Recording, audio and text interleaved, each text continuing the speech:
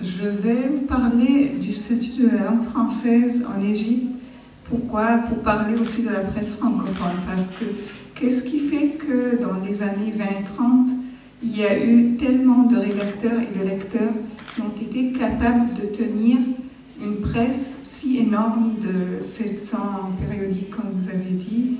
Donc, il y a toute une histoire derrière cela. Et bien sûr, la langue française en est la clé.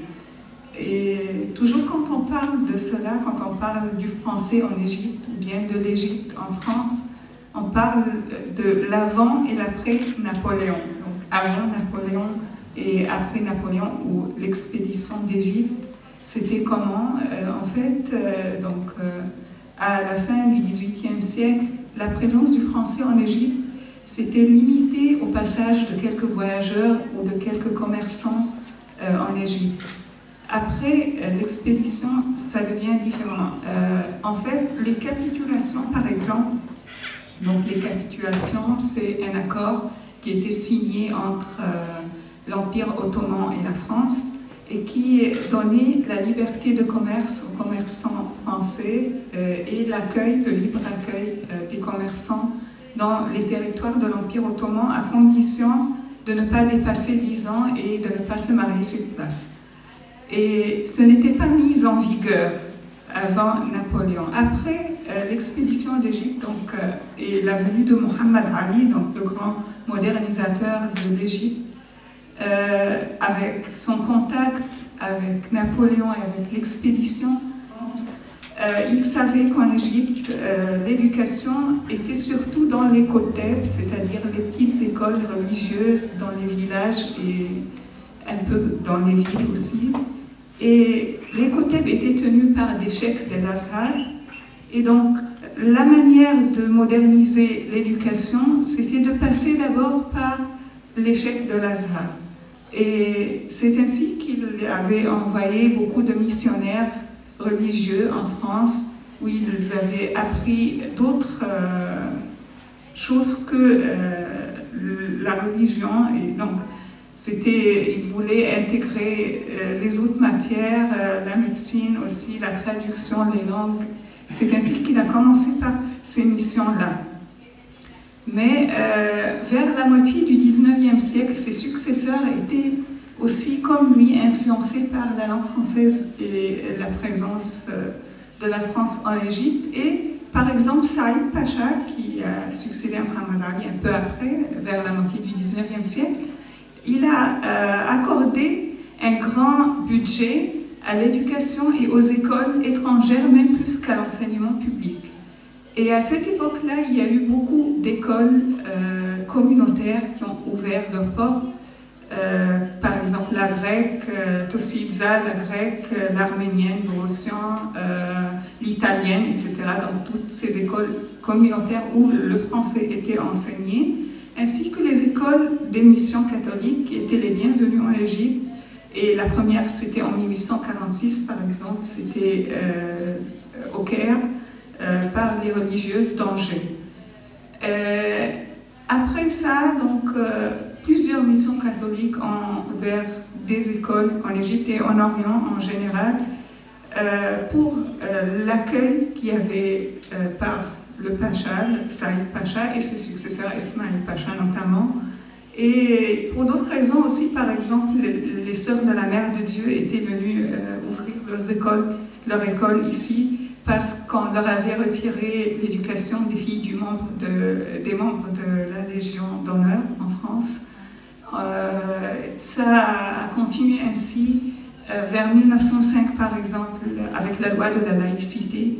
Il y a eu encore plus de missions religieuses, plus d'écoles ouvertes en Égypte et en plus des écoles laïques aussi parce que notamment il y a eu un budget pour l'éducation laïque à l'extérieur de la France. Vous diriez donc que l'enracinement du français est passé par les écoles. Ça a vraiment été ça le ferment. Et donc l'enseignement des écoles était souvent en français, parce que finalement c'est devenu là, un peu spontanément la langue véhiculaire de ces communautés étrangères, c'est ça? Oui, tout à fait. Je dirais par l'éducation et par la politique, donc les deux, parce que bien sûr ce passage politique, disons, et le fait que Mohamed Ali, en tant que politique, avec tous ses successeurs, ait appuyé la présence du français est très importante. Et elle est aussi importante parce que c'est à travers cela que le français est un peu devenu une langue d'élite.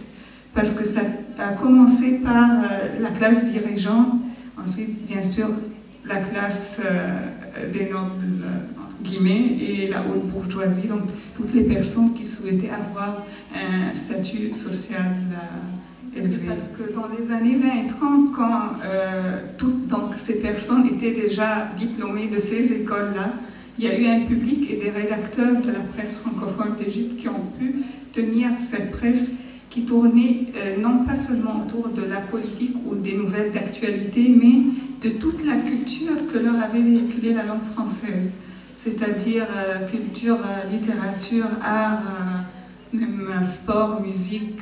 Donc il y avait les journaux et les périodiques, revues politiques, mais aussi et même surtout des publications qui avaient un fort caractère littéraire. Et c'est ainsi que je me suis attachée, par exemple, moi, à l'aspect peut-être plus littéraire que politique, et encore plus alexandrin qu'égyptien ou kérote, parce qu'à Alexandrie, c'était encore plus particulier. Il y avait une grande présence des étrangers, et c'était pas question de langue, c'était question d'influence économique et culturelle. Et les revues reflétaient cela. Déjà, les revues par rapport au quotidien sont déjà illustratives d'une certaine classe sociale qui lisait ces journaux, parce que les revues sont plus chères en général, ça coûte plus, il y a des photos, il y a de l'image, des couleurs, et donc l'accès à leur lecture était plus pour une certaine classe. Et les informations qui se trouvaient dedans étaient, comme j'ai dit, donc littéraires aussi et culturelles, mais on y trouve... Et mondaines. Et mondaines, tout à fait. Une place importante de la vie mondaine et de son illustration. Bien sûr, oui. La société était très présente et une certaine société, bien sûr, mais elle était très présente dans les photos même, les balles, on voyait les balles, par exemple, masquées du conflit, par exemple. On pouvait voir des photos de personnalités alexandrines, que ce soit de la municipalité, c'est-à-dire des cadres politiques, mais aussi, par exemple, des dames de la société qui pouvaient être, par exemple, comme modèles, se montrer comme modèles, dans les photos devant leur nouvelle automobile. Donc, et derrière tout cela, en arrière-plan, l'image d'Alexandrie, de ces monuments ou de l'Égypte en général.